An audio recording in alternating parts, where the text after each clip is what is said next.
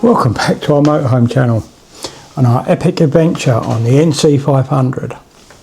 So in today's video we travelled from the gorge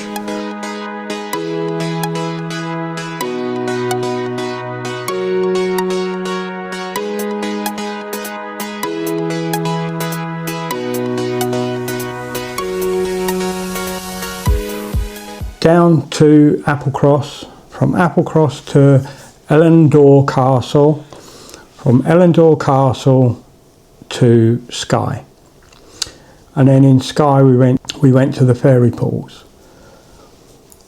It was an epic journey, but Applecross there is a kind of issue.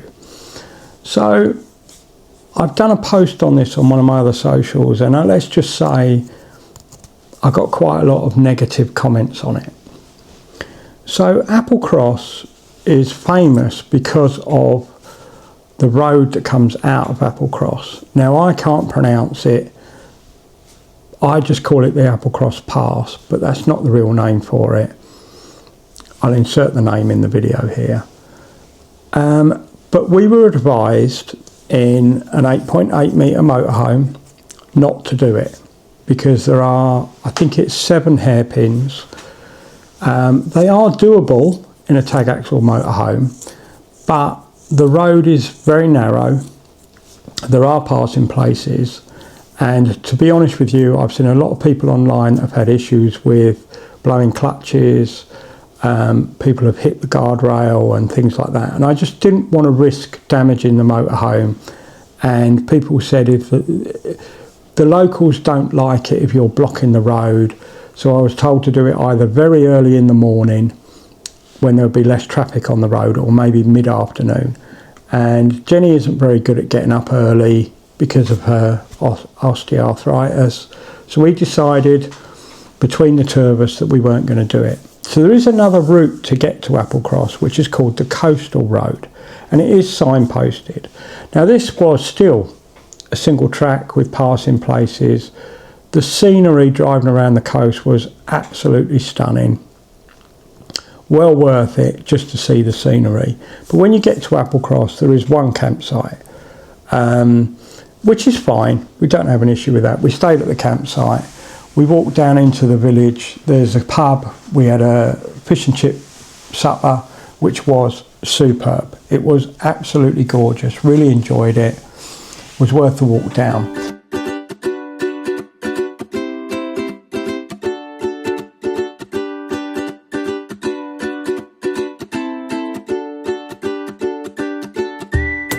But if you can't do the pass to get back out of Applecross, you basically got to go back on yourself, which we didn't have an issue with, but it kind of took a little bit of fun out of it for us.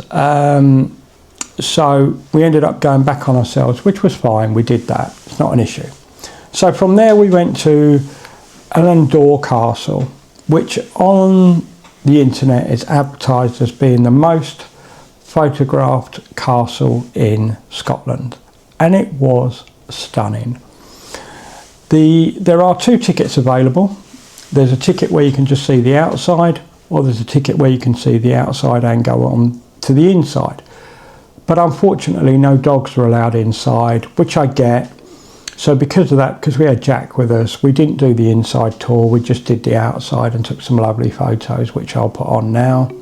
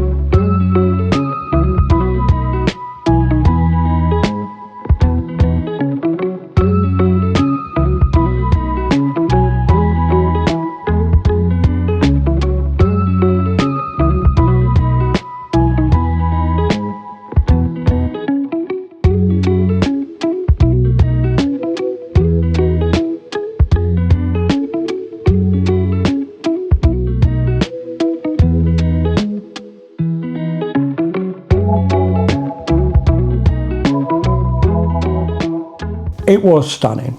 It was absolutely stunning. It's well worth going to visit. And then from there we drove back up across the bridge and onto Skye.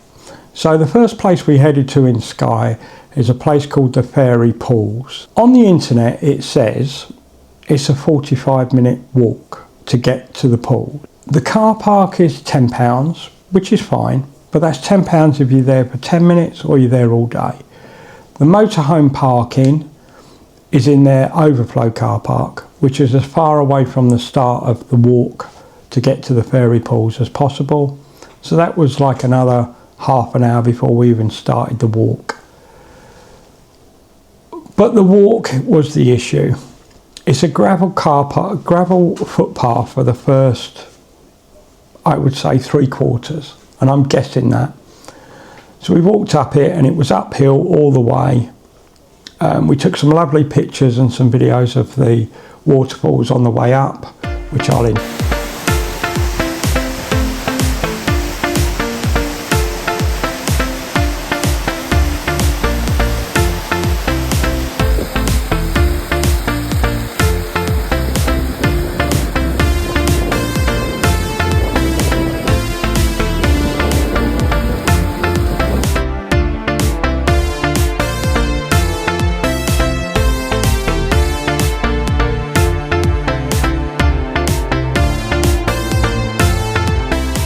and it was stunning. The water is crystal clear and it was gorgeous, but this is where the issue started. As the footpath went on, it got harder and harder, to the point where the last section is over rocks and is very uneven on foot, and for Jenny being unstable on her feet anyway, we give up. And we'd probably been walking for over an hour, maybe as much as an hour and a half by this point, and we hadn't got to the top, so we turned around and came back. Now when we got back to the motorhome, we both wear smartwatches and we checked them, and we'd walked 5 miles, which for me and Jenny is just too far. We both can't do that, so it was a bit of a failure. So Skye itself is very, very picturesque. But what we found, because it was in October, most of the tourist attractions had closed. There was a lovely little village which was like a throwback to how it was when Skye was first inhabited, with little thatched cottages and that was all shut. We took some photos, but it was all shut.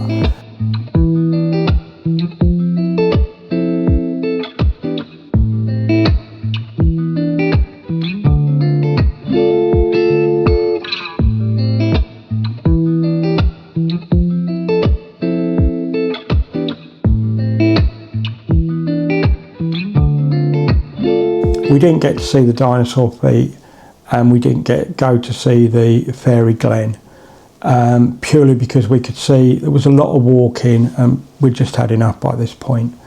We found we only found one major campsite open. We stayed there for 2 days, and this is when the rain started, and it didn't stop. All night, it rained all night and all day Sunday.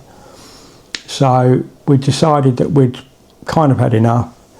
We did go to Portree, which is a beautiful little village. Took some photos, which I'll insert now.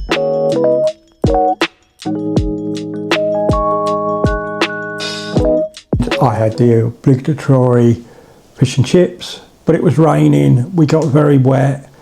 Jack didn't want to walk, so we decided to start heading back. Now the original plan was, after researching it on the internet, that there is a ferry that goes from the bottom of Skye back to Scotland. So that was what we agreed to do. It was only £38. We thought, yeah, we can do that. So we drove to the port, and on the way we thought we better book the ferry. So we tried booking a ferry. But because we're in an 8.8 metre motorhome, we had to wait for a commercial one that the lorries would go on.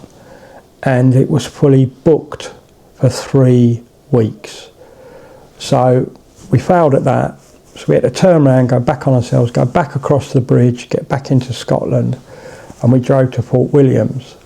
We were going to go and see the Harry Potter viaduct, but by this point, I'll be honest with you, I'd had enough, and we decided to start making our way back. So we drove back down through Glencoe, which was absolutely amazing. We were going to stop at the little white house, they call it the little hut, but we couldn't get in the car park. There was 4 coaches in there and it filled the car park. There was cars everywhere, vans everywhere. There was just nowhere for us to stop. So unfortunately we couldn't really get a picture of that. But the road was lovely, scenery was stunning. I'll put a video on of us driving through it now.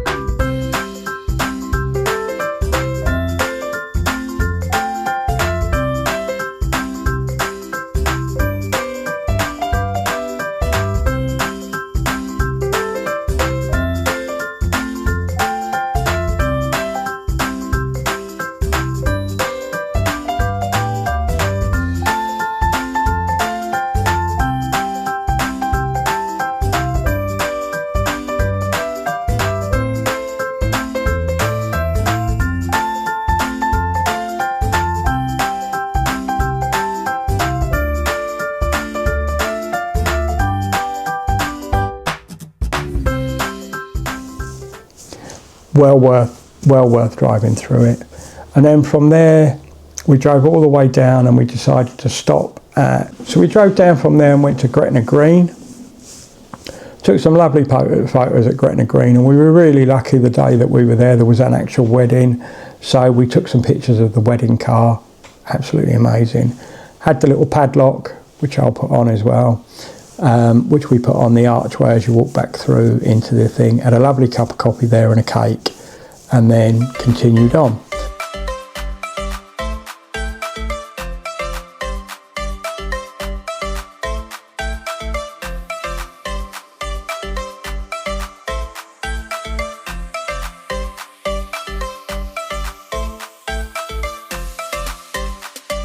So from there we went down, so on the way home, so we stopped in Blackpool. We'd already decided we were going to go there. Jenny wanted to see the lights and we just decided to stop there for 2 days. But the weather changed again. It was extremely windy and very, very cold.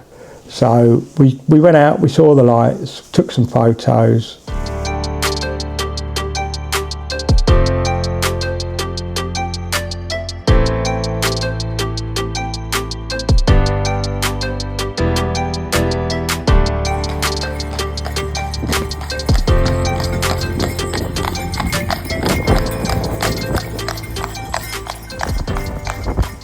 Headed home. The NC500, would I do it again? Yes and no.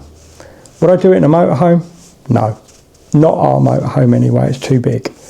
I'm not saying we failed at the driving. I loved the driving. Some of the roads were very, very small, but you've got to keep your eyes open. You've got to remember that if there's locals behind you, get out of their way, because they're just trying to, my way of saying it is they're just trying to earn a living. So if there was more than one car behind us, we would stop and let them go. We weren't in any hurry to get anywhere.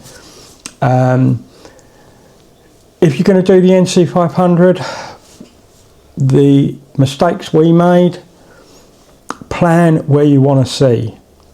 Plan where you want to see before you start, because you'll miss it otherwise. Because there is so much to see.